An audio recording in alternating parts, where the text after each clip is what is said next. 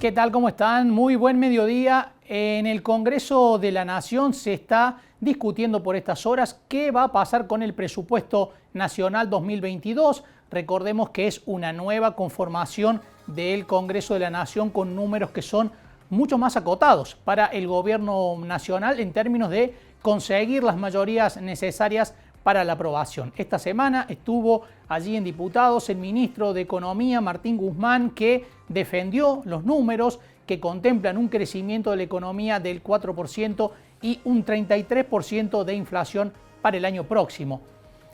La oposición está viendo si va a dar el quórum, aunque después vote en contra. Hoy mismo a las 2 de la tarde hay reunión de la Comisión de Presupuesto para ver si de allí sale dictamen para que mañana pueda tratarse el presupuesto en el recinto.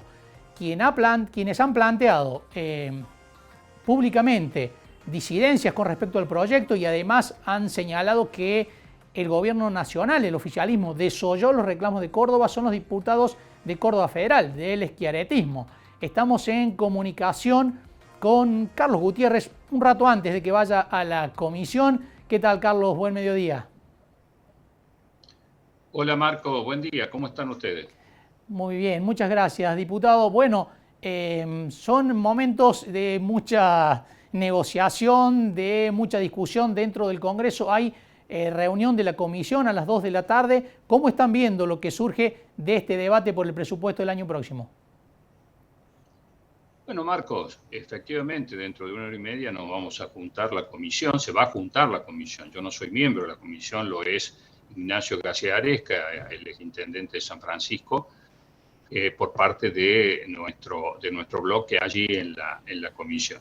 Y bueno, nosotros ya lo hemos venido expresando, ya ahora no solamente nosotros como bloque Córdoba Federal, sino todo el interbloque con 8 miembros, acaba de emitir un comunicado que básicamente dice lo mismo que venimos diciendo nosotros, por supuesto, y bueno, y manifiesta el claro rechazo, es decir, el voto negativo que nosotros vamos a tener respecto de este presupuesto, porque no refleja la realidad, Marcos. A nadie, vos lo decías recién, estar previendo un aumento del Producto Bruto de 4 puntos, cuando todos sabemos que los casi 10 puntos que se han verificado este año son el rebote precisamente del esquema o de la situación del periodo de pandemia más grave. Cuando todos sabemos que un 33% de pauta prevista inflacionaria es absolutamente irreal, lo que hace esto es precisamente esta subestimación de los números del presupuesto, lo convierten no solamente en esa figura que usamos permanentemente, la de un dibujo, sino que lo que es más grave, augura ajustes sobre los que el gobierno nacional no quiere escuchar hablar de ninguna manera, siendo que ya el ajuste inflacionario por vía de la inflación está taladrando los bolsillos de los argentinos, y pensar de que si va a cerrar con un 50% mínimo el proceso inflacionario del 2021, pensar de que el 2022 va a tener una pauta inflacionaria del 33% resulta absolutamente irreal, pero además, vuelvo a decir, augura el ajuste por vía del aumento, de un nuevo aumento impositivo, ya sea de las retenciones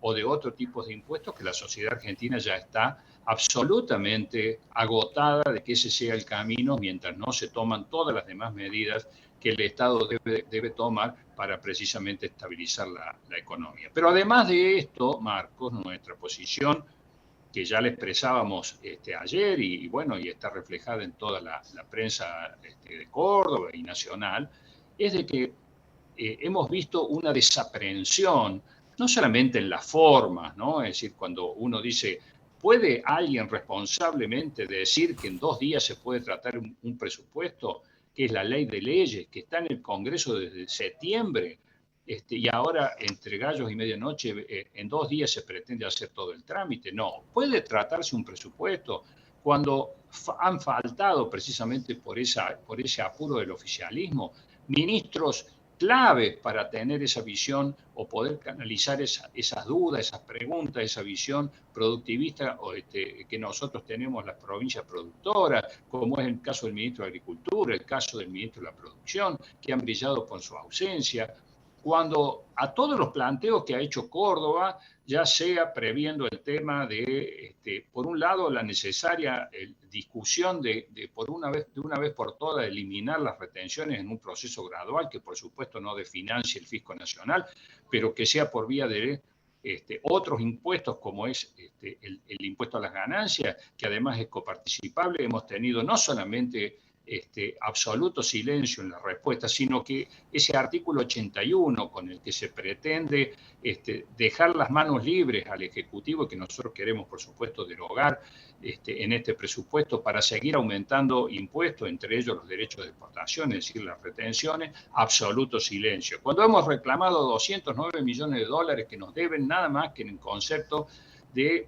4 obras que, si bien fueron convenidas durante el gobierno de Macri, y es importante, es objetivo decirlo, es justo decirlo, Macri no cumplió absolutamente con Córdoba con ninguno de esos compromisos, pero sí el ministro Catopodis se reunió con nuestras autoridades provinciales al principio de su gestión y se comprometió a llevar adelante, y solo lo han hecho con el presupuesto previsto en este sentido para la Ruta 36. ¿Se puede votar un presupuesto que no pone criterios objetivos para saber, primero, que no prevé montos realistas respecto de los subsidios al transporte? Segundo, que al no prever índices objetivos para distribuir esos recursos y lo deja discrecionalmente a cargo de una negociación que sabemos lo que eso significa en el Congreso y estando el presupuesto en juego, que son los subsidios para el transporte, pero a su vez no prevé un indicador objetivo de cómo se van a distribuir esos recursos.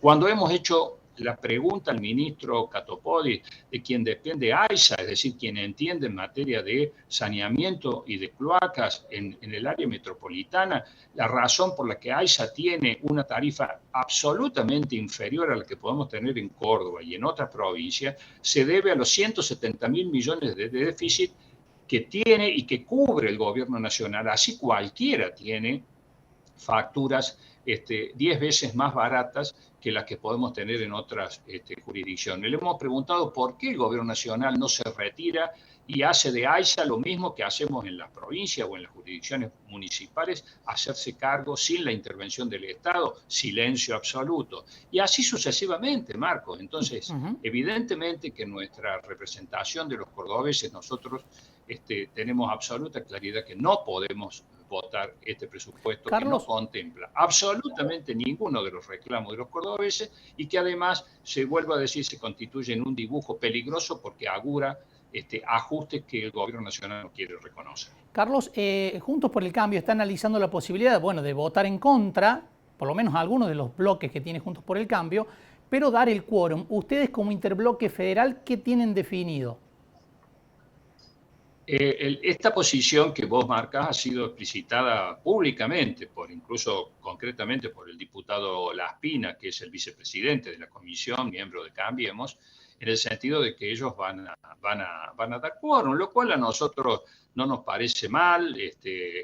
Nunca nos hemos negado a la discusión de los presupuestos, siempre, incluso en Córdoba, le hemos reclamado a nuestra propia oposición de que la ley de leyes debe habilitar al menos, más allá de cómo cada uno lo vote. Pero, Marco, el tema del quórum es un problema del oficialismo, es el oficialismo el que tiene que lograrlo o no, y lo que sí nosotros tenemos absoluta seguridad es que si la primera minoría va a dar quórum, no tiene ninguna implicancia que los bloques chicos nos sumemos a ese quórum ni a la discusión. Lo que está claro que somos el único bloque que ya con toda contundencia hemos definido que vamos a votar en contra de este presupuesto. Carlos, ¿y qué debería pasar o si se debería habilitar la discusión dentro de la comisión o algunas conversaciones internas para revisar esta posición? ¿Ustedes creen que ya está dicha la última palabra con respecto a la posibilidad de aprobar o no el presupuesto? Bueno, es una buena pregunta, Marco. Es muy buena la pregunta. ¿Por qué? Porque habilita a analizar algo que muchas veces no se dice. Es decir, si las instancias de negociación son absolutamente naturales, son lícitas, nadie tiene por qué asustarse de eso. Ahora, una cosa es votar el presupuesto por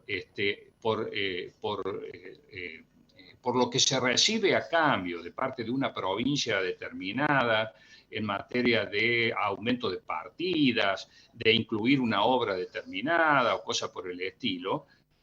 Si a eso se refiere la negociación, bueno, pues Córdoba y nosotros que gobernamos Córdoba no tenemos ese criterio. Nosotros para votar este presupuesto debiéramos primero empezar de nuevo una discusión que en 48 horas y menos, desde las 2 de la tarde a las 6 o 7 de la tarde, en que el oficialismo tiene apuro en terminar la discusión en comisión para dictaminar. Vuelvo a decir, el diputado García Aresca va a exponer la posición de Córdoba Federal, y a su vez va a emitir su propio dictamen negativo respecto del proyecto de presupuesto.